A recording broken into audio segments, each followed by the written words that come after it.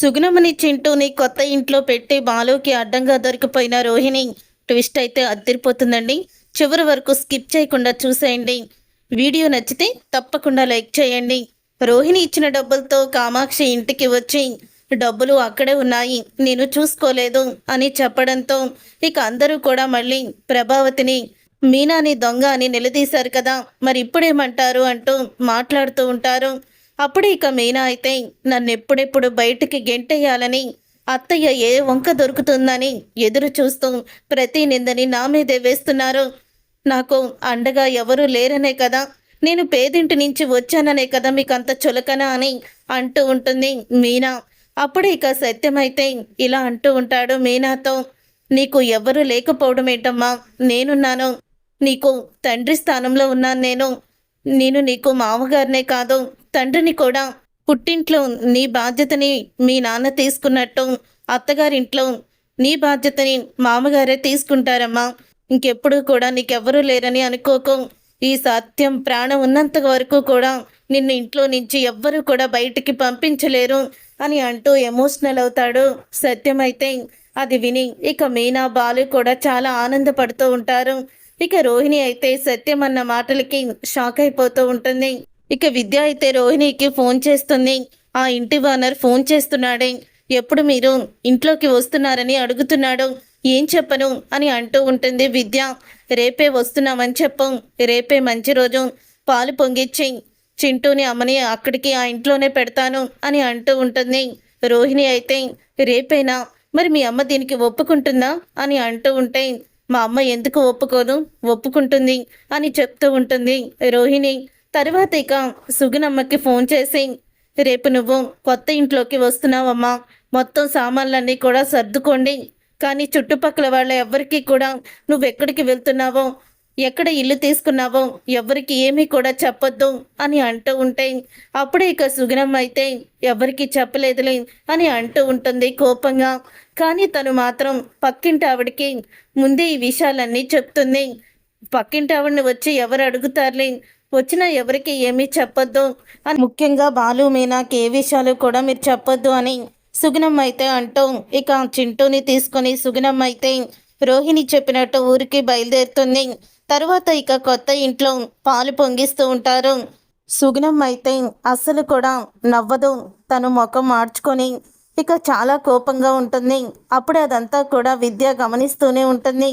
ఇక విద్య అయితే రోహిణిని కూడా అడుగుతుంది, ఏంటి మీ అమ్మ మొక్కల్లో నవ్వులేదు, నీ మొక్కల్లో నవ్వులేదు అని అడుగుతూ ఉంటే, మా మొక్కల్లో నవ్వెలా ఉంటుంది, ఏదో ఒక టెన్షనే కదా, ఎవరి వల్ల ఏ టెన్షన్ ఎటువైపు నుంచి వస్తుందో అర్థం కావడం లేదు అని అంటూ ఉంటుంది రోహిణి. అయితే అప్పుడే ఇంకా రోహిణి వాళ్ళ అమ్మ దగ్గరికి వెళ్ళి, చూడు నీకేం కావాలన్నా సరే అన్నీ కూడా నేను తీసుకొచ్చి ఇస్తాను, నువ్వు మాత్రం బయటికి రావద్దు, చింటూను కూడా ఆడుకోవడానికి బయటికి పంపించొద్దు, 7 మొత్తం లైట్లన్నీ కట్టేసి మీరు పడుకోవాలి, అసలు 7 తర్వాత బయటికి రాకూడదు, పగలు కూడా నువ్వు బయటికి రావడానికి వీల్లేదు, ఏమన్నా నీకు కావాలంటే నాకు ఫోన్ చెయ్యి, ఒకవేళ నేను ఫోన్ లిఫ్ట్ చేయకపోతే విద్యాకి ఫోన్ చెయ్యి, అలాగే చింటూని స్కూల్కి తీసుకువెళ్ళడానికి నేను వస్తూ ఉంటాను, లేకపోతే ఆటో పెడతాను, అంతేకాని చింటూని తీసుకురావడానికి కూడా నువ్వు బయటికి రావద్దు, ఎవరికి మీరిద్దరూ ఇక్కడ ఉంటున్నట్టు కూడా తెలియకూడదు అని అంటూ ఉంటుంది రోహిణి. అయితే ఆ మాట విని సుగుణమ్మ కోపంగా, ఇది ఇల్లా జైలా, ప్రశాంతంగా పల్లెటూరులో ఉన్న మమ్మల్ని తీసుకువచ్చి ఇప్పుడు ఈ జైల్లో పెడుతున్నావా నువ్వు అని అడుగుతూ ఉంటుంది సుగుణమ్మ. అయితే అప్పుడు ఇక ఆ మాట విని ఇక రోహిణి అయితే, నువ్వు చేసిన పనికే ఇప్పుడు నేను ఇలాగా బాధపడాల్సి వస్తుంది, నా జీవితాన్ని నాశనం చేసింది నువ్వే కదా అని అంటూ ఉంటే, నేను నీ జీవితాన్ని నాశనం చేశాను, నేను ఒప్పుకుంటాను, కానీ ఆ జీవితాన్ని నువ్వు 2వ పెళ్లి చేసుకొని ఇంకా నాశనం చేసుకున్నావు కదా, అబద్ధాలతో బ్రతుకుతున్నావు కదా అని అంటూ ఉంటుంది సుగుణమ్మ. అయితే అప్పుడే ఇక విద్య అయితే, ఏంటంటే మీరు కూడా, రోహిణి ఏదో కోపంలో అంటుంది, మీరు అర్థం చేసుకోండి అని అంటూ ఉంటుంది విద్య. అప్పుడే ఇక చింటూ అయితే, నాకు వాటర్ కావాలి అని అంటూ ఉంటాడు. ఇక్కడ వాటర్ ఎక్కడొస్తుందో, బయట ఏమన్నా ఉందేమో చూస్తాను అని అంటూ సుగుణమ్మ బయటికి వెళ్తూ ఉంటే, చెప్పాను కదా బయటికి వెళ్ళొద్దని, మళ్ళీ బయటికి వెళ్తావేంటి, వాటరు రోజు కూడా వచ్చి టిన్నులు వేస్తూ ఉంటారు. నువ్వేమీ వాటర్ గురించి ఎక్కడికి వెళ్ళాల్సిన అవసరం కూడా లేదు. ఇంటి వానర్తో కూడా నువ్వు తక్కువగానే మాట్లాడాలి అని అన్నీ కూడా ఆంక్షలు పెడుతుంది. నేను వెళ్ళి ఈరోజు వంట చేసుకోవడానికి కూరగాయలు తీసుకొస్తాను అని రోహిణి అయితే అంటుంది. అప్పుడు ఇక చింటూ అయితే నేను కూడా వస్తానమ్మా నీతో అని చింటూ అంటాడు. సరే నువ్వు ఇదిగో ఈ మగానికి మాస్క్ వేసుకో అని అంటూ ఉంటుంది చింటూని. చివరికి కన్న కొడుకుతో కూరగాయలకి వెళ్ళడానికి కూడా దీనికి ధైర్యం సరిపోవటం లేదు అని సుగుణమ్మ అయితే అంటూ ఉంటుంది. తర్వాత ఇక విద్య అయితే ఏంటంటే ఎందుకు బాధపడుతున్నారు, బాధపడకండి అని అంటూ ఉంటుంది. విద్య బాధపడకుండా ఏం చేయమంటావు విద్య? దాని జీవితాన్ని నాశనం చేసింది నేనే. చిన్నప్పుడే పెద్దవాడితో పెళ్లి చేసి దాని జీవితాన్ని నాశనం చేశాను. అప్పుడు కూడా ఏంటి ఆడపిల్ల కదా ఏమైపోతుందా అని భయంతో అలా పెళ్లి చేయాల్సి వచ్చింది. ముందు వెనక ఆలోచించకుండా చేశాను. కానీ నేనప్పుడు అలా అబద్ధం చెప్పి పెళ్లి చేస్తే ఇప్పుడు దాని జీవితమే అబద్ధమైపోయింది. ప్రతిరోజు అబద్ధాలు మోసాలతోనే దాని జీవితాన్ని గడుపుతుంది. ప్రతి నిమిషం కూడా ఎవరికైనా తన గురించి తెలిసిపోతుందని భయంతోనే ఏడుస్తుంది అని అంటూ ఉంటుంది సుగుణమ్మ. తర్వాత బాలు సుగుణమ్మ వాళ్ళ ఊరికే ట్రిప్ పని మీద వెళ్తాడు. అలా వెళ్ళిన తర్వాత అప్పుడే ఇంకా ఎలాగో నేను ఇక్కడి దాకా వచ్చాను కదా, చింటూని చూసి వెళ్తాను అని సుగుణమ్మ ఇంటికైతే వస్తాడు. కానీ సుగుణమ్మ ఇంటికి తాళం వేసి ఉంటుంది. తాళం వేసి ఉండడంతో పక్కింటి ఆవిడ్ని అడుగుతాడు. అవును ఈ ఇంట్లో వాళ్ళు లేరా అమ్మా అని అడుగుతూ ఉంటే తెలీదు బాబు, ఇల్లు ఖాళీ చేసి వెళ్ళిపోయారు అని పక్కింటి ఆవిడ చెప్పేసి లోపలికి వెళ్ళిపోతుంది. ఇల్లు ఖాళీ చేసి వెళ్ళిపోవడం ఏంటని బాలు అయితే తన ఫోన్తో ఇక ఫోన్ అయితే చేస్తాడు. ఇక ఫోన్ చేసి ఇదేంటి ఫోన్ లిఫ్ట్ చేయడం లేదు అని అనుకుంటూ ఉంటాడు సుగుణమ్మని. ఇక సుగుణమ్మ అయితే బాలు ఫోన్ చేస్తున్నాడు అని చెప్పి ఇక ఫోన్ వైపు చూస్తూ ఉంటుంది. అప్పుడు ఇక రోహిణి వచ్చి ఎవరు ఫోన్ చేస్తున్నారు అని అడుగుతూ ఉంటే బాలు ఫోన్ చేస్తున్నాడు అని చెప్తూ ఉంటుంది సుగుణమ్మ. అప్పుడే ఫోన్ లిఫ్ట్ చెయ్యి, ఏంటో అడుగు అని అంటూ ఉంటుంది రోహిణి. అప్పుడే ఫోన్ లిఫ్ట్ చేస్తుంది సుగుణమ్మ అయితే. అమ్మా మీరేంటి ఎక్కడున్నారు అని అడుగుతూ ఉంటే ఎందుకు బాబు, ఏం లేదమ్మా నేను మీ ఇంటికి వచ్చాను అని అంటూ ఉంటాడు బాలు అయితే. ఏంటి మా ఇంటికి వచ్చావా? అవును మీ ఇంటికి వచ్చాను అని చెప్తూ ఉంటాడు. అప్పుడు ఇక ఒకవేళ కొత్త ఇంటి దగ్గరికి కానీ ఈ రోహిణి కూరగాయలు తీసుకోవడానికి చింటూని తీసుకువెళ్తుంది కదా, ఒకవేళ చూసేసి వచ్చేసాడా ఏమో అని భయపడిపోతూ ఉంటుంది రోహిణి. ఇక విద్యాని కిటికీలో నుంచి బయటికి చూడమంటుంది. అప్పుడు ఇక విద్య అయితే కిటికీలో నుంచి బయటికి చూసి ఇక్కడ లేడు అని చెప్పి సైగ చేస్తుంది. ఏంటి బాబు మా ఇంటి దగ్గరికి రావడం ఏంటి అని అంటూ ఉంటే అదేనమ్మా ఇటు ట్రిప్ కని వచ్చాను, మీ ఊరు చింటూని చూసి వెళ్దాం అనుకున్నాను, అందుకని మీ ఇంటికి వచ్చాను. కానీ ఇంటికి తాళం వేసింది, మీరు సామాన్లు తీసుకొని ఎక్కడికో వెళ్ళిపోయారని పక్కింటి ఆవిడంటుంది. ఎక్కడికి వెళ్ళారంటే ఒక్క మాట కూడా ఆవిడ చెప్పకుండా లోపలికి వెళ్ళిపోయింది అని అంటూ ఉంటాడు బాలు. అప్పుడు ఇక రోహిణి అయితే చాలా ఆనందపడుతూ ఉంటుంది. ఇక సుగుణమ్మ అయితే ఇల్లు ఖాళీ చేసేసి మా అమ్మాయి దగ్గరికి వచ్చేసాం బాబు, మా అమ్మాయి మమ్మల్ని తన దగ్గరికి తీసుకువెళ్ళిపోయింది అని అంటూ ఉంటుంది సుగుణమ్మ. అదేంటమ్మా కనీసం ఇల్లు ఖాళీ చేస్తున్నామని ఒక్క మాట కూడా ఎందుకు చెప్పలేదు అని అడుగుతూ ఉంటాడు బాలు. అసలు నీకెందుకు చెప్పాలి బాబు, మీకు మాకు ఏం సంబంధం? మీరు బాలుని దత్తత చేసుకుంటామని చెప్పారు, అది మాకు ఇష్టం లేదని చెప్పి ఆ రోజే ఫంక్షన్లో చెప్పేశాను కదా, మళ్ళీ పనిగట్టుకొని మా ఇంటికి వచ్చి మాకు చెప్పకుండా ఇల్లు ఖాళీ చేశారు, ఊరికి వెళ్ళిపోయారంటావేంటి? చూడు బాబు ఏదో అప్పుడప్పుడు నువ్వు మీ ఆవిడ సహాయం చేశారు, నేను కాదన్ను, అలాగని ఇక మా కుటుంబ విషయంలో మీరు జోక్యం చేసుకోకండి, ఇంకెప్పుడు కూడా ఫోన్ చేయకు, మమ్మల్ని డిస్టర్బ్ చేయకు, మా బతుకులేదో మమ్మల్ని బ్రతకనివ్వు అని అంటూ సుగుణమ్మ అయితే చాలా ర్యాష్గా మాట్లాడుతూ ఉంటుంది. ఇక రోహిణి బాలుతో ఇక సుగుణమ్మ అలా కోపంగా బాలుతో మాట్లాడేసరికి రోహిణి అయితే ఎంతో ఆనందపడిపోతూ ఉంటుంది. ఇక బాలు అయితే ఫోన్ పెట్టేస్తాడు. అలా ఫోన్ పెట్టేసిన తర్వాత ఇదేంటి సుగుణమ్మ గారు ఇలా మాట్లాడుతున్నారు, ఆవిడ అంత సీరియస్గా మాట్లాడే ఆవిడ కాదే, ఏదో జరిగింది అని బాలుకి అనుమానం అయితే మొదలవుతుంది. అప్పుడే ఇక అంటూ ఉంటుంది రోహిణి ఫోన్ పెట్టేశాక వాళ్ళమ్మతో, ఇప్పుడు నాకు నువ్వు బాగా నచ్చావమ్మా, ఇలాగే ఉండు, వాళ్ళు ఫోన్ చేస్తే ఇలాగే తిట్టు అని అంటూ ఉంటుంది. ఇక రోహిణి అయితే అప్పుడు ఇక రోహిణి అలా అన్న తరువాత వాళ్ళు చింటూని దత్తత చేసుకొని కన్న బిడ్డలాగా చూసుకుంటామని చెప్పారు. వాళ్ళు నా మంచి కోరుకున్నారు, నన్ను ఎన్నోసార్లు కాపాడారు. అలాంటి వాళ్ళకి నేను ఇలా సమాధానం చెప్పేలా చేశావు. నమ్మిన వాళ్ళని మోసం చేయడం నీ దగ్గరే నేర్చుకోవాలి అని సుగుణమ్మ అయితే ఇక రోహిణిని తిడుతుంది. దాంతో ఇక రోహిణి అయితే నీకు కూతురు ఎన్ని చేసినా కనపడదు, అదే ఆ బాలు మీనా ఏం చేసినా సరే నీకు తెగ నచ్చేస్తుంది అని తిట్టుకుంటూ ఉంటుంది. ఇక రోహిణి అయితే సర్లేవే వదిలేసేయ్, పెద్దవాళ్ళు కదా అలాగే మాట్లాడతారు అని అంటూ ఉంటుంది. విద్య అయితే తర్వాత ఇద్దరు కూడా ఇక అక్కడి నుంచి వచ్చేసి నేను చెప్పిందంతా గుర్తుంది కదా, బయటికి రావడం మాత్రం మీరు రాకూడదని మళ్ళీ చెప్పి వార్నింగ్ ఇచ్చినట్టు ఇచ్చి ఇక రోహిణి అయితే వచ్చేస్తుంది. భగవంతుడా, ఇంకెన్ని రోజులు ఈ రోహిణి నాటకం తన అత్తగారింట్లో రోజు రోజుకి అబద్ధాలు చెప్పి చెప్పి పెద్ద మోసగత్తులా అయిపోతుంది. నిజం తెలిసిన రోజు దీన్ని పురుగుని చూసినట్టు చూస్తారు. నువ్వే నా కూతురు జీవితాన్ని కాపాడాలి అని దేవుణ్ణి వేడుకుంటుంది సుగుణమ్మ. తరువాత బాలు అయితే ఇంటికి వస్తాడు. ఇంటికి వచ్చిన బాలు ఇక మీనా దగ్గరికి వెళ్ళి మీనాతో అంటూ ఉంటాడు, ఈరోజు ట్రిప్ కోసమని నేను సుగుణమ్మ గారు ఊరికి వెళ్ళాను మీనా అని అంటూ ఉంటాడు బాలు.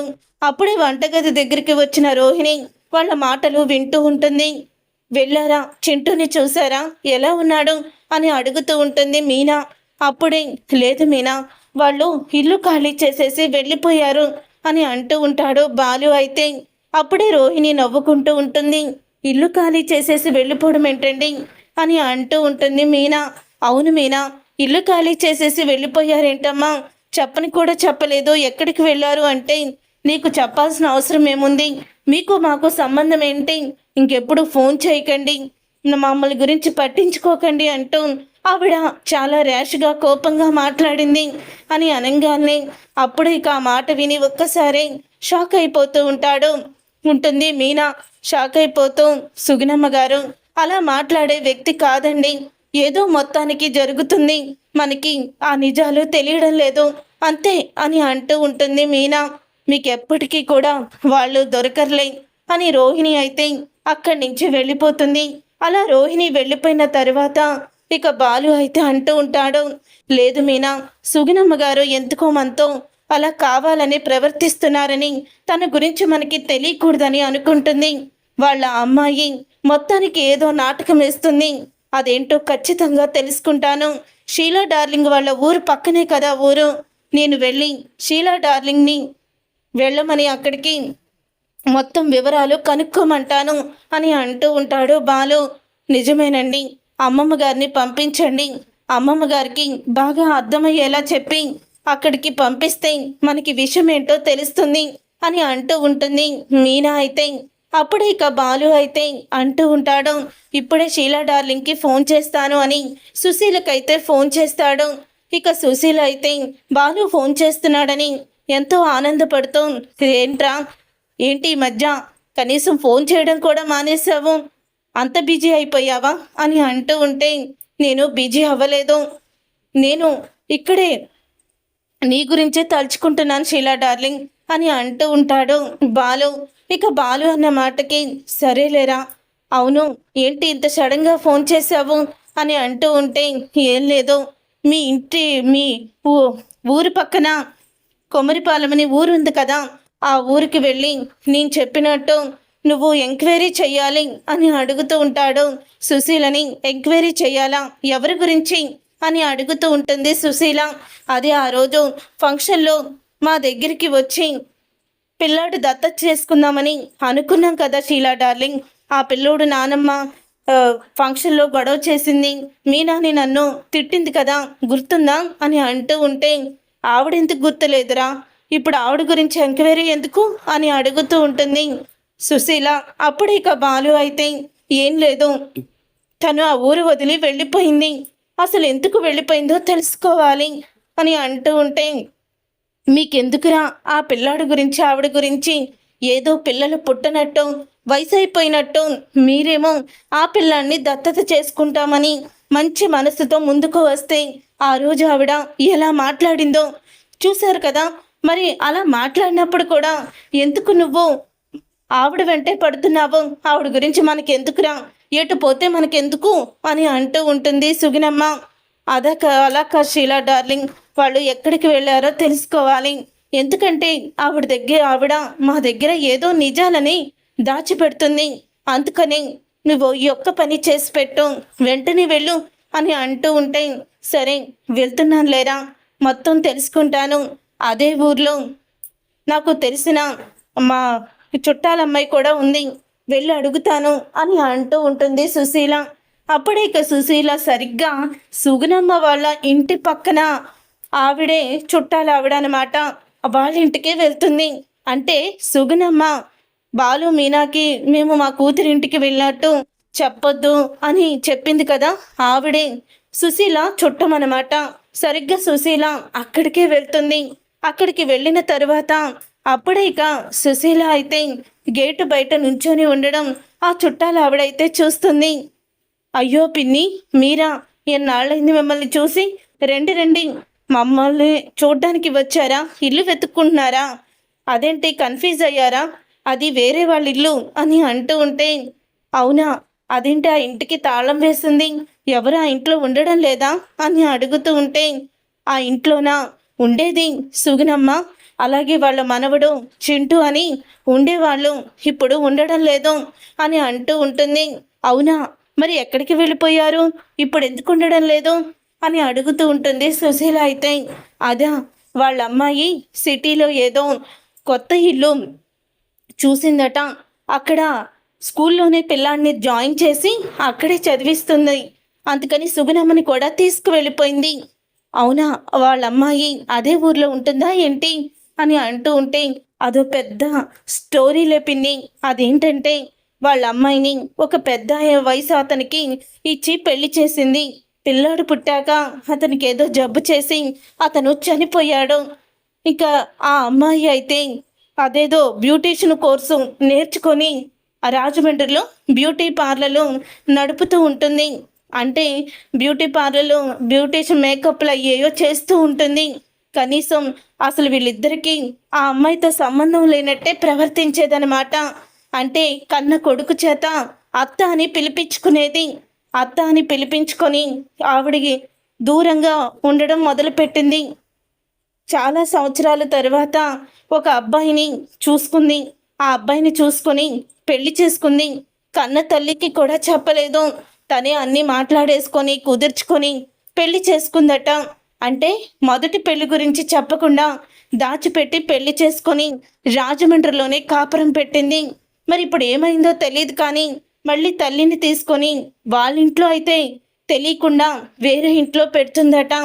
అంతే పిన్ని తెలిసి వీళ్ళ గురించి. కానీ తను చాలా స్వార్థపరురాలు, కన్న తల్లిని ఏనాడూ కూడా పట్టించుకోలేదు అని చెప్తూ ఉంటుంది. చుట్టాలు ఆవిడైతే పక్కింటి ఆవిడ. అప్పుడే ఇక సుశీల అయితే ఇక జరిగిందంతా కూడా తెలుసుకొని ఆవిడ ద్వారా తెలుసుకొని ఇక వెంటనే బాలుకి ఫోన్ చేస్తుంది.